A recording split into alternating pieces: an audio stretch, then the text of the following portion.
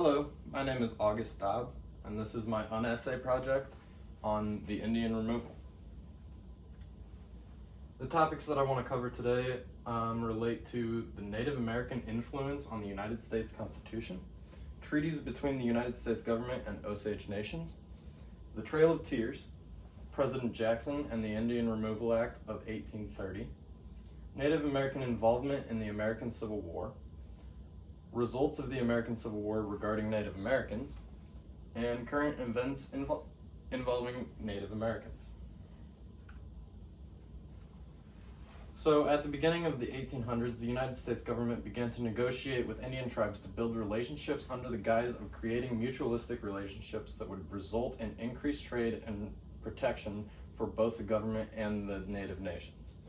As history progressed, these treaties became more one-sided, and the U.S. government began creating legislation that expedited the removal of American natives in the United States. The 19th century is filled with events and information that proved that the framers of the Constitution only had some ethnicities in mind when they stated their goal of creating a more perfect union. The American public and government took advantage of every opportunity to obtain native land.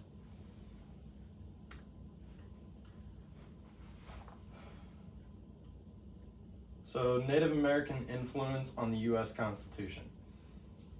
Might be hard to believe, but the framers of the Constitution were actually very interested with Native Americans, the governments that they created. They were especially impressed with the Iraqis' civil system of government, which included a formal constitution, checks and balances, and many human rights. You can clearly tell that our country and our constitution was based off of very similar traits. So now we are going to discuss the Osage treaties, which happened from 1808 to 1825. The first treaty between the United States and the Osage Nation was signed in 1808 and discussed the relationship that the two nations could build together. As time progressed, these treaties became more and more geared towards the United States seizing land, I would say. The second treaty was attempting to reestablish the peace between Osage nations and the United States government. There was some falling outs, people had killed other people, and essentially at the end of the second treaty, they pretty much said, we're just going to forgive and forget. We're just going to start over. And then the third treaty was written as a result of a war between the Osage and the Cherokee, where the United States phrased it as, we're going to step in and reconcile this.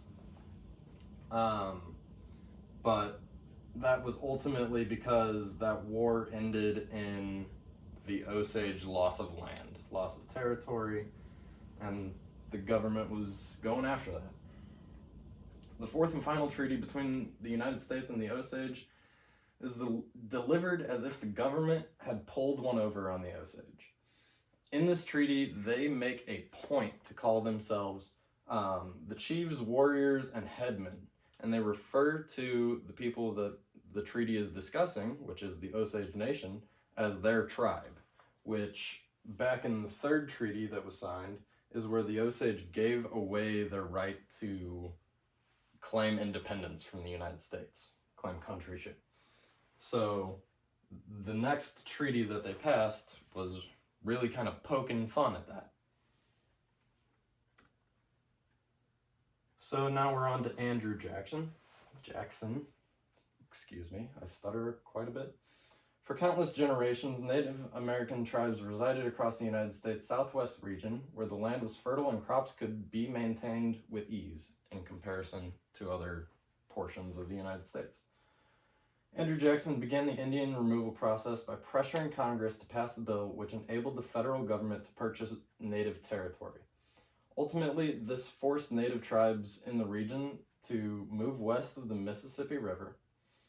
The goal of removal was to rid the land of natives so that farmers could settle in the region and grow crops which would benefit the U.S. economy. For tribes like the Choctaw, removal began immediately, but more advanced tribes like the Cherokee were able to delay their removal in attempts to keep their land by attempting to adopt the culture of white men. So they tried to, coexist for about 30 years there. And ultimately they still ended up being forced to move west of the Mississippi River. So with the Indian Removal Act brings us to the Trail of Tears, which happened from 1831 to 1850. After Congress passed the Indian Removal Act, the government swiftly began negotiating treaties with native nations and using threat of power to convince nations to move to land that was west of the Mississippi River. The first nation to be relocated was the Choctaw tribe. They did not want to be relocated, and they were forced to relocate during the winter, which, as you can see here, caused a 25% loss of tribe members due to death, cold, disease, and starvation was what mainly caused that. So after they migrated, the stories made it back to the Southwest, and those tribes were a little more compelled to move to the West. The second native nation to relocate was the Chickasaw, and they did that voluntarily, which made the journey much easier for them, and they underwent much fewer deaths. In 1836, federal troops were sent to stop a Creek Indian uprising. They were the third to be moved to the new land. As a result, thousands of Creek Indians were forced to relocate in chains. So, they were literally put in chains and escorted across the United States on foot. And then, I've touched on this briefly earlier, the Cherokee attempted to maintain the claim to their land by adopting the culture of white men. And for nearly 30 years, they lived among civilization. So Cherokee children and, all of the aspects of their tribe were becoming integrated within society. But it still ended up with them being forced to relocate. And they were forced to relocate during the winter, which took out, I believe it was about 4,000 Cherokee members.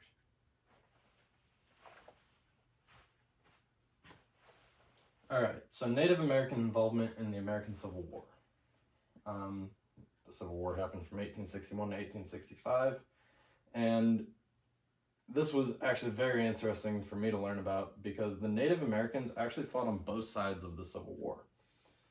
Their reasons for engaging in the Civil War were to protect their tribal lands, support or fight against slavery, and protect their family and community. During the war, Union forces utilized Native Americans by sending them to infiltrate Confederate-ridden Indian territory. That was very interesting for me to learn about because I, for one, didn't even know that the Indians fought in the Civil War before I started doing research for this project, and now I know that they did, and they fought on both sides. So I could see how it would be useful for both sides to have them, and they can send them kind of indiscreetly into areas where the other forces are at. So the results of the American Civil War on Native Americans.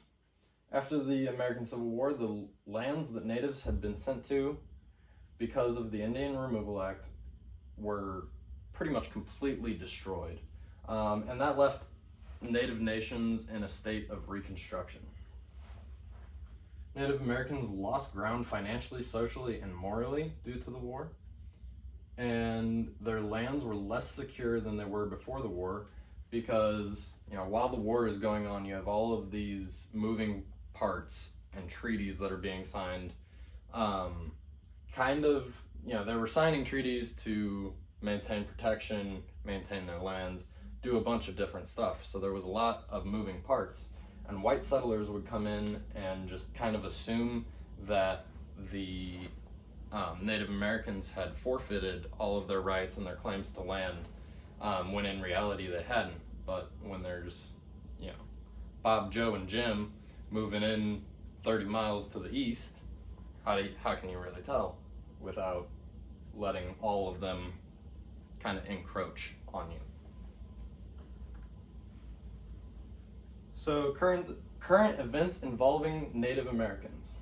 In 2020, 500 acres of the Redwood Forest was purchased by a nonprofit organization which donated the land to the Sinoke tribe. The land was placed in a conservation easement to ensure that the tribe will not be forcefully removed from the land again. Conservation easement means that pretty much nobody can touch the land. The people who are residing there are capable of residing there, but companies who timber or like, yeah, pretty much any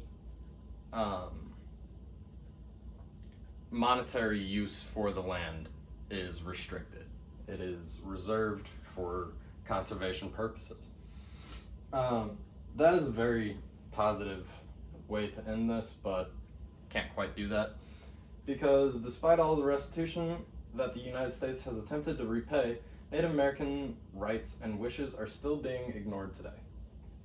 Picture Cave, it is a cave here in Missouri, and it was recently sold to an anonymous bidder for $2.2 million. The cave features several Native American drawings and paintings, and it was sold even after the Osage tribe made it clear that they did not want the cave to be sold. This shows that despite the United States attempting to make reparations to Native Americans for the hardship that they were burdened with during the 19th century, this goal is secondary to turning a profit. That has been my Unessay presentation. Those are my citations. Thank you very much. Have a great night.